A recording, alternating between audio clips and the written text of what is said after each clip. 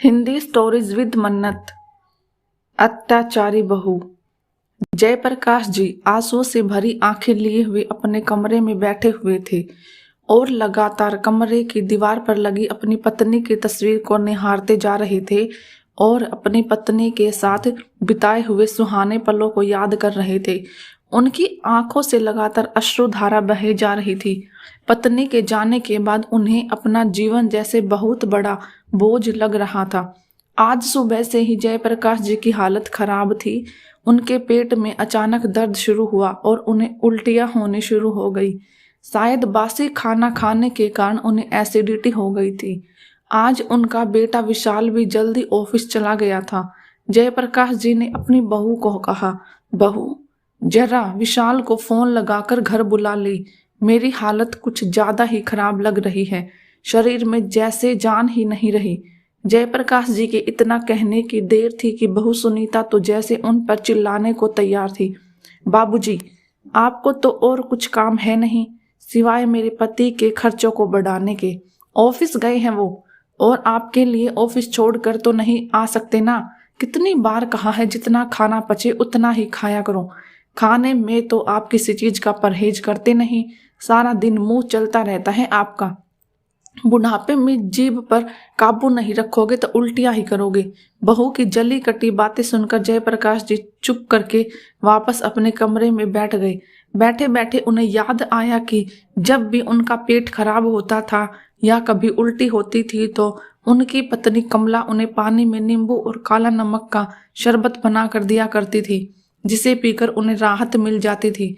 शरबत बनाने के लिए जयप्रकाश जी ने अपनी पोती प्रिया को आवाज दी और थोड़ा सा नींबू पानी बनाने के लिए कहा। प्रिया ने ही दादाजी के लिए नींबू पानी बनाया और दादाजी को दिया। नींबू पानी पीकर जैसे ही गिलास रखने लगे तो कमजोरी के कारण कांपते हाथों से पानी का गिलास नीचे गिरा और टूट गया। जैसे ही सुनीता ने गिलास टूटने की आवाज सुनी, वह दौड़ी दौड़ी रसोई घर में आई। अब तो बाबूजी की खैर ही ना थी। सुनीता ने बाबूजी पर तानों की बौछार कर दी। जानते हैं कितना महंगा गिलास था, आप तो कमाते हैं नहीं, वगैरह वगैरह। उसका एक एक शब्द बाबूजी के दिल में तीर की तरह चुभ रहा था। अब दोपहर के 3 बजने को आए थे और उल्टियों की वजह से बाबूजी का पेट बिल्कुल खाली हो चुका था और उन्हें बहुत जोर से भूख लग रही थी। लेकिन बहू से कहने की उनकी हिम्मत नहीं हो रही थी, तो खुद ही उठे और रसोई में खाना डालने लगे। खाना लेकर अपने कमरे की तरफ बढ़े ही थे कि सुनीता ने रास्ते में ही उन्हें टोका और बोली, यह क्या बाबूजी, अभी तो आपको उल्टियां हो रही थी और इतनी जल्दी आपको भूख भी लग गई। आपको क्या दिख नहीं रहा कि आपकी उल्टियों की वजह से कितनी गंदगी फैल गई है? जाइए और पहले वह गंदगी साफ कीजिए। कहते हुए सुनीता ने बाबूजी के हाथ से खाने की प्लेट छीन ली। भूख प्यास से तड़पते हुए जयप्रकाश जी केवल बहू की तरफ देखते ही रह गए। सुबह से शाम हो गई, लेकिन जयप्रकाश जी के मुंह में रोटी का एक निवाला तक न गया। शाम को जब उनका बेटा विशाल घर पर आया तो उसने पूछा, बाबूजी क्या बात, आपकी तबीयत ठीक नहीं लग रही। जयप्रकाश जी ने उन्हें अपना हाल सुनाया तो विशाल बोला, तो आप मुझे बताते, मैं आपको डॉक्टर के पास ले चलता। बेटा, वो बहू कह रही थी कि जैसे ही जयप्रकाश जी कुछ बोलने को हुए तभी उनकी बहू सुनीता उनकी तरफ देखकर घूरने लगी। जयप्रकाश जी वहीं चुप हो गए। बाबूजी, आप कुछ कह रहे थे ना, बोलिए ना, क्या बोलना चाहते थे आप? विशाल ने अपने बाबूजी से जानना चाहा। बेटा, वो मैं कह रहा था कि मेरी दवाई खत्म हो गई है, जब तुम कल शाम को ऑफिस से आओगे तो लेते आना। अरे बाबूजी, आपकी दवाई तो मैं 2 दिन पहले ही ले आया था, मैंने सुनीता को दे दी थी। सुनीता, तुमने बाबूजी को दवाई क्यों नहीं दी? विशाल ने अपनी पत्नी को आवाज लगाते हुए कहा। सुनीता दौड़कर आई और बोली, जी मैं वो काम में भूल गई थी, अभी लेकर आती हूँ। बाबूजी ने मुझसे तो पूछा ही नहीं। अगले दिन सुबह विशाल उठा तो उसने देखा कि रसोई घर में बाबूजी बर्तन धो रहे हैं। विशाल ने कहा, बाबूजी ये क्या कर रहे हैं आप? तो बाबूजी बोले, अरे दिल बहलाने के लिए थोड़ा सा काम कर लेता हूँ, मैं अपनी खुशी से कर रहा हूँ। यह सुनकर विशाल चुप हो गया। जब विशाल तैयार होकर ऑफिस के लिए निकल गया तो सुनीता बाबूजी से बोली, अच्छा तो दवाई ना मिलने पर आप मेरी उनसे शिकायत कर रहे थे और आज उनके सामने ही बर्तन धोने शुरू हो गए, थोड़ी देर के लिए रुक नहीं सकते थे? दिखाना जरूरी था कि मैं आपसे घर का काम करवाती हूँ। तो ठीक है, आपकी आज भी खाने से छुट्टी। यह सुनकर जयप्रकाश जी बहू के आगे हाथ जोड़कर गिड़गिड़ाने लगे और बोले, बहू 2 दिन हो गए हैं मुझे खाना खाए हुए, भूख के मारे जान निकली जा रही है, खाने के लिए 2 रोटी तो दे दो। कहते हुए जयप्रकाश जी की आंखों से अश्रुधारा बह निकली। सुनीता ने थोड़ी सी दया दिखाते हुए जयप्रकाश जी को रात की बड़ी बासी रोटी दे दी और साथ में उनके आगे चाय रखते हुए बोली, यह लो, आज तो आपको रोटी और चाय दे रही हूँ, लेकिन आगे से आपने किसी से कोई भी शिकायत करने की कोशिश की तो अपना अंजाम सोच लीजिएगा।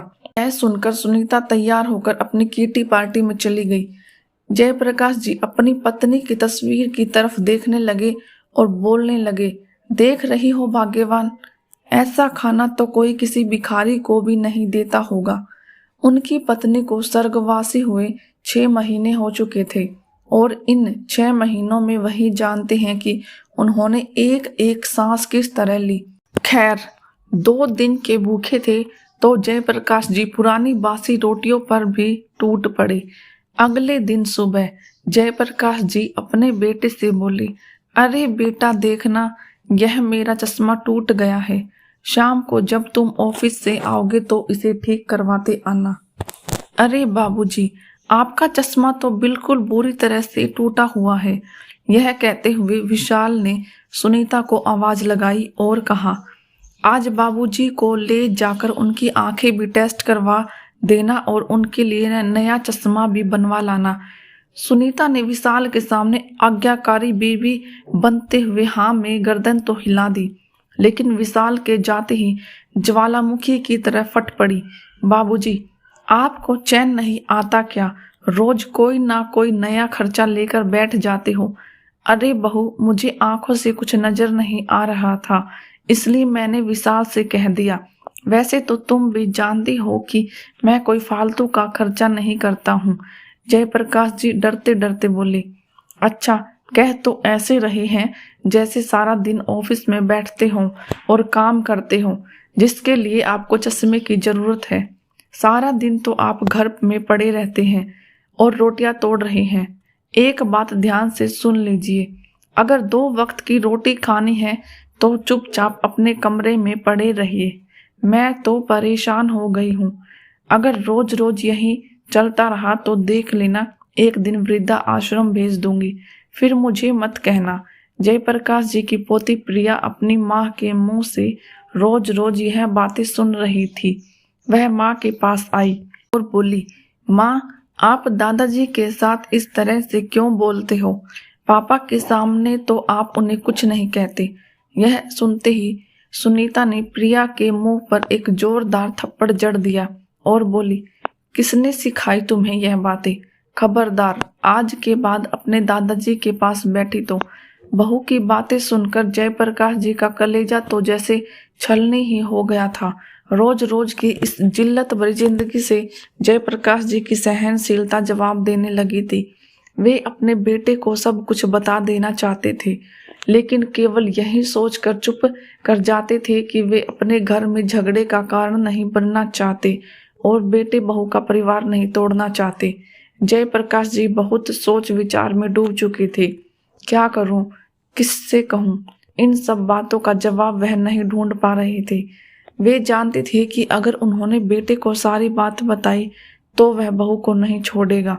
एक दिन जब विशाल अपने ऑफिस चला गया और प्रिया अपने स्कूल चली गई तो सुनीता भी तैयार होकर अपने किटी पार्टी के लिए निकल गई।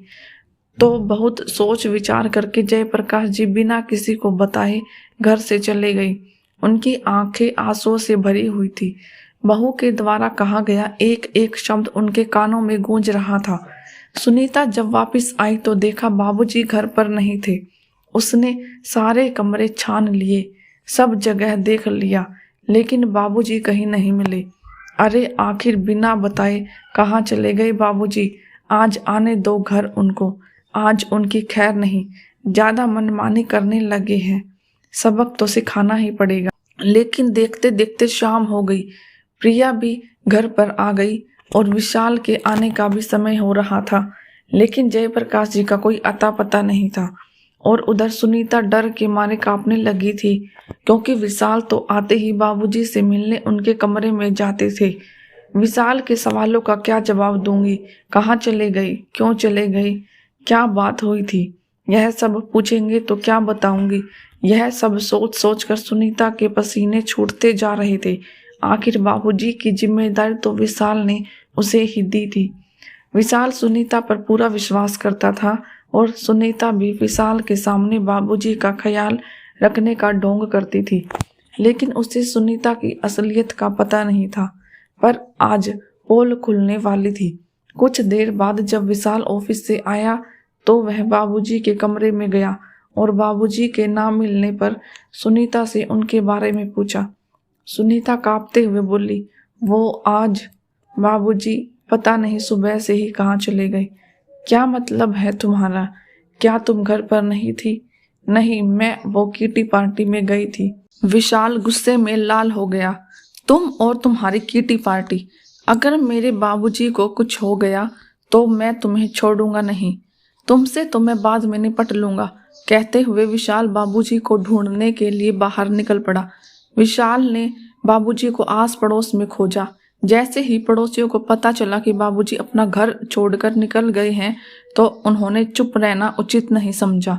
उन्होंने सुनीता की सारी पोल खोल दी कि कैसे सुनीता बाबूजी से काम करवाती थी और बर्तन साफ करवाती थी, और बदले में उन्हें खाने के लिए 2 वक्त की रोटी भी उनसे ना दी जाती थी। यह सुनकर विशाल पर तो जैसे कोई पहाड़ टूट पड़ा। उसे वो पल याद आने लगे जब बाबूजी उसे कुछ कहना चाहते थे पर कहते कहते बीच में रुक जाते थे।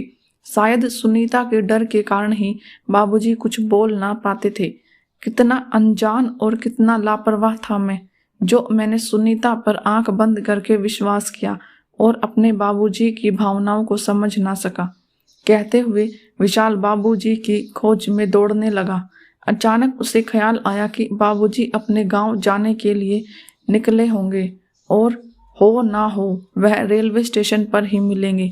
विशाल दौड़ते दौड़ते रेलवे स्टेशन तक पहुंचा, लेकिन वहां जाकर भी उसे बाबूजी कहीं ना दिखे। वह थक हार कर प्लेटफॉर्म पर बैठ गया और सामने ही देखा कि बाबूजी भी प्लेटफॉर्म पर ही बैठे हुए हैं और लगातार आंसू बहा रहे हैं। उन्हें रोता देखकर विशाल को अपने दिल पर 100 छुरियां चलने बराबर दर्द महसूस हुआ। जो बाबूजी कभी आत्म स्वाभिमान के साथ रहा करते थे, वह आज मेरे कारण इस अवस्था में पहुंच गए हैं। विशाल भागकर अपने बाबूजी के पास पहुंचा। बाबूजी को देखकर उनके गले लग पड़ा और फूट फूट कर रोने लगा। बेटे को देखकर जयप्रकाश जी भी अपने आप को संभाल ना पाए और अपने दिल का गुबार बेटे के आगे उन्होंने खाली कर दिया। पिताजी, मैं सब जान गया हूँ कि सुनीता ने आपके साथ कैसा व्यवहार किया, आप पर कितना अत्याचार किया, लेकिन आप आज तक चुप क्यों थे, यह भी मैं जान गया हूँ। आज तक जो हुआ सो हुआ, आज के बाद ऐसा नहीं होगा। सुनीता ने आपको जो घाव दिए हैं उस एक एक घाव का हिसाब तो उसे देना ही पड़ेगा। पिताजी, अब आप मेरे साथ घर चलिए। विशाल अपने बाबूजी का हाथ पकड़कर घर की तरफ लेकर जाने लगा तो जयप्रकाश जी ने घर जाने से मना कर दिया। नहीं बेटा, मैं तुम्हारी और बहू के बीच झगड़े का कारण नहीं बनना चाहता। मैं चाहता हूँ कि तुम दोनों सुखी रहो। मेरा आशीर्वाद सदा तुम्हारे साथ है, पर मैं घर वापस नहीं जाऊंगा। विशाल किसी तरह बाबूजी को मनाकर घर वापस लेकर आया। घर आते ही सुनीता को देखकर विशाल का खून खोल गया। विशाल ने सुनीता से कोई सवाल नहीं किया, ना ही उसे कुछ बोलने का मौका दिया। आते ही उसके मुंह पर 4 थप्पड़ जड़ दिए। आज ये नजारा उनके पड़ोसी भी देख रहे थे, पर किसी ने आकर विशाल को नहीं रोका। विशाल का गुस्सा देखकर सुनीता के होश ही उड़ गए थे। उसका चेहरा गुस्से में लाल हो गया था और वह आज सुनीता को नहीं छोड़ने वाला, यह साफ साफ नजर आ रहा था। जलील औरत, मैंने तो तुझ पर विश्वास किया था, अपने बाबूजी को तेरे हवाले छोड़ा था और तूने मेरे विश्वास का गलत फायदा उठाया। मैं तो यही सोचता था कि मेरे बाबूजी घर पर रहकर बहुत खुश हैं, लेकिन नहीं, तुमने तो उनका जीना बदतर कर दिया और मेरे सामने उनका ख्याल रखने का ढोंग करती थी।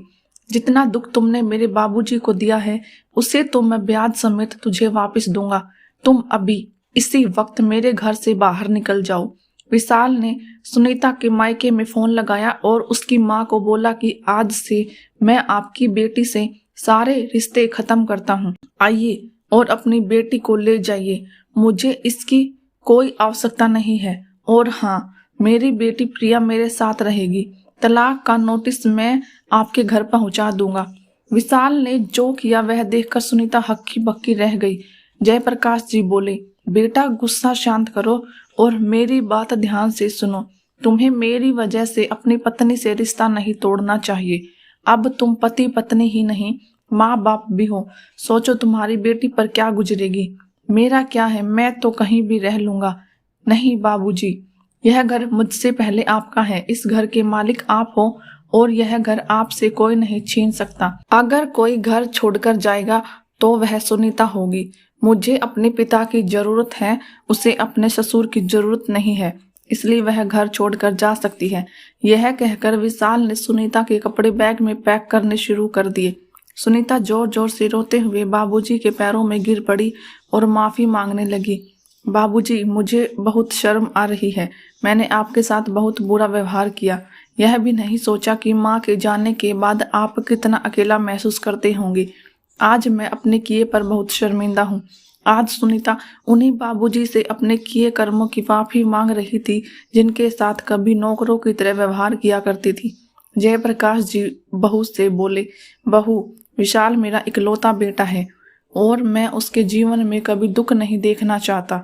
जो हो गया सो हो गया, लेकिन मैं अपने बेटे का घर टूटते हुए नहीं देखना चाहता, इसलिए मैंने तुझे माफ कर दिया है। देख निर्लज्ज, मेरे बाबूजी का दिल कितना बड़ा है। तूने इन पर कितने जुल्म ढाए, फिर भी इन्होंने तुझे माफ कर दिया। उस दिन से बहू के व्यवहार में जमीन आसमान का परिवर्तन आ गया। अगले दिन सुनीता बाबूजी के कमरे में आई और बोली, बाबूजी आपकी चाय। चाय रखकर सुनीता ने बाबूजी का आशीर्वाद लिया। आज बाबूजी अपनी पत्नी की तस्वीर के सामने सुकून से बैठे थे और खूब सेवा करवा रहे थे। आज उनकी सारी चिंताएं दूर हो गई थी। उनकी पत्नी की मृत्यु के बाद आज पहली बार ऐसा हुआ था कि वह सुकून की सांस ले पा रहे थे और यही दुआ कर रहे थे कि भगवान हर माता पिता को विशाल जैसी औलाद दे। आपको यह कहानी कैसी लगी? कमेंट में अपनी राय जरूर दें।